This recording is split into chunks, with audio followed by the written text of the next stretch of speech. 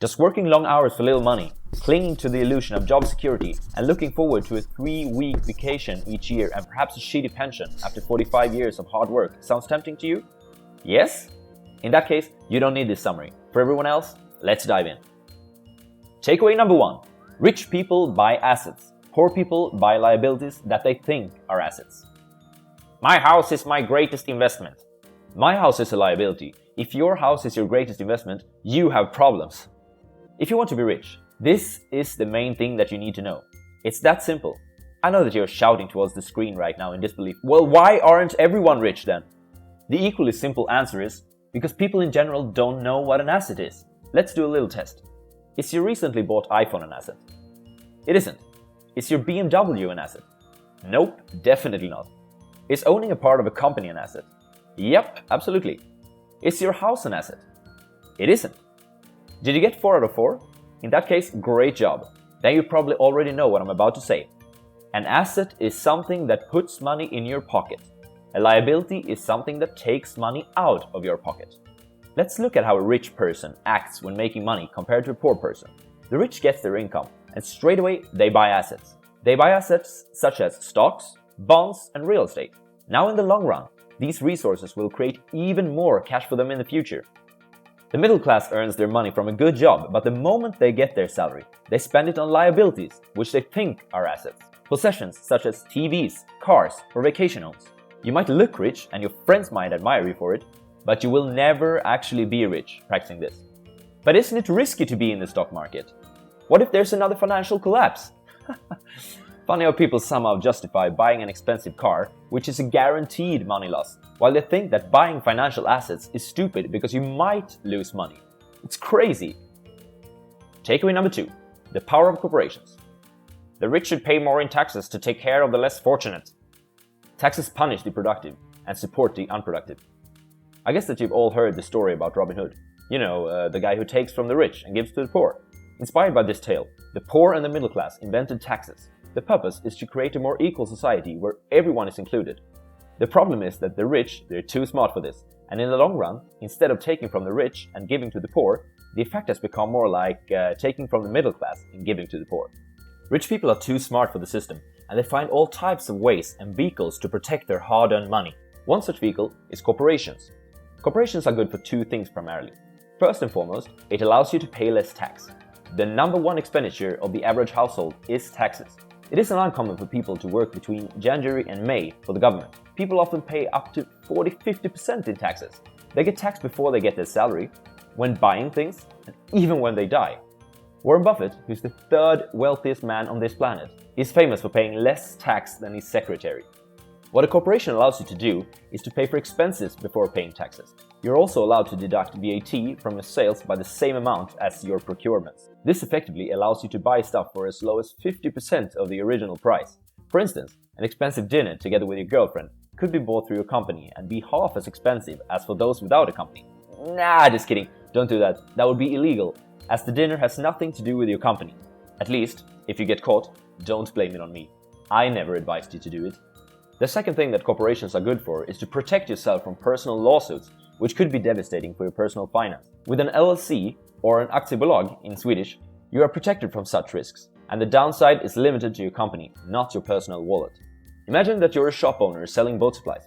A group of Swedish Vikings raids your shop and steals everything: your oars, your best wood, and your super hot secretary. The family of the secretary decides to sue you for being irresponsible. Who in the world would announce free mead outside their shop during times of Viking invasions? You lose in court because of your carelessness, which would force you to file for personal bankruptcy if you were without a company. In this case though, you had one, and the lawsuit is limited to the company. Takeaway number 3. Stop focus on your income. Focus on your assets. Study hard so you can get a good job at a great company. No, study hard so you can find great companies to buy. Robert Kiyosaki's poor dad had a PhD, but was always in struggle with money. His rich dad didn't even finish high school, and yet he had an abundance. His PhD dad studied so many years just to get a few hundred extra in salary every month. On the other hand, his rich dad used those years to start acquiring assets. The rich focus on their asset column, while everyone else focuses on their income statement. I find this to be an interesting subject. If the average person were to get a pay cut by 2%, he would be furious. On the other hand, if he loses 2% in the stock market, which is his assets, He shrugs it off by blaming bad luck or bad asset managers. Yet, for some people, it's a worse situation to lose 2% of their assets than to lose 2% in salary. Salary levels are taken personal while asset levels are not. This is a common problem for poor people. Start to take responsibility of your investment decisions. Takeaway number 4. Don't diversify with too little money. When it comes to money, just play it safe. No, learn how to manage your risks.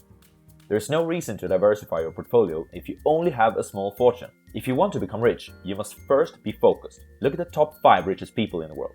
These are rankings from 2018.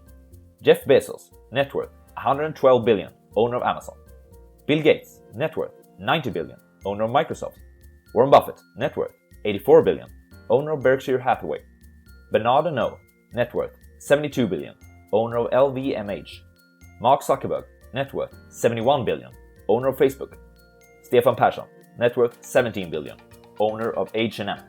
These people became rich not by being diversified, but by being focused. Don't do what the poor and middle class do, which is to put their few eggs into many baskets. Instead, focus and put them in a few ones. If your savings are small compared to your annual salary, I think this is especially true.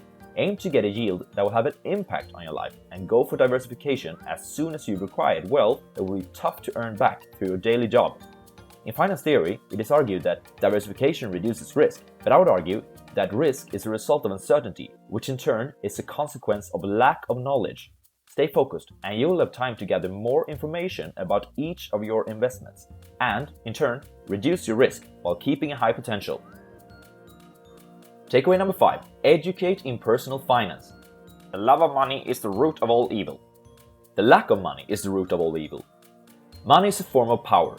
Even more powerful, though, is financial education. Money without financial intelligence is money soon gone. This is the reason why famous people such as 50 Cent and Mike Tyson have been filing for bankruptcy even though they earn big time. One of the reasons why the rich get even richer, the poor get poorer, and the middle class struggles in debt is because the subject of money is taught at home, not in schools. Many of us learn personal finance from our parents. This means that if your parents aren't rich already, you need to start getting advice from somewhere else on how to do it. There are 4 parts of financial literacy that you should focus on, according to Robert Kiyosaki. Number 1 is accounting. Accounting is the ability to read numbers, be it numbers from an annual report or from your personal bank account. Number 2 is investing. This is the science of money making money. Number 3 is understanding the markets. At least you should understand the basic rules of supply and demand. Number 4 is the law, understanding the tax advantages and personal protection provided by corporations. Don't be afraid to spend your money on education that will improve your knowledge and develop skills necessary to beat your weaknesses. The author spent many thousands of dollars throughout his life on seminars, books, and so on. And guess what? The returns from these investments are unmatchable. Arrogant people often find this hard to do. They already know everything and rather talk about what they know than try to learn something new. Listening is more important than talking. If that weren't true, God would not have given us 2 ears and only 1 mouth. Let's sum it all up. Takeaway number 1 is that you must buy assets to start generating passive income every month. Takeaway number 2 is that a corporation is a useful vehicle to protect yourself from lawsuits and to be able to pay yourself first, not the government. Number 3 is to start taking responsibility of your own investment decisions. They are even more important than your salary. Advice number 4 is that you must invest in a focused manner to grow a large fortune. Finally, number 5 is the advice to start educating yourself in personal finance. Focus on accounting, investing, and understanding the markets.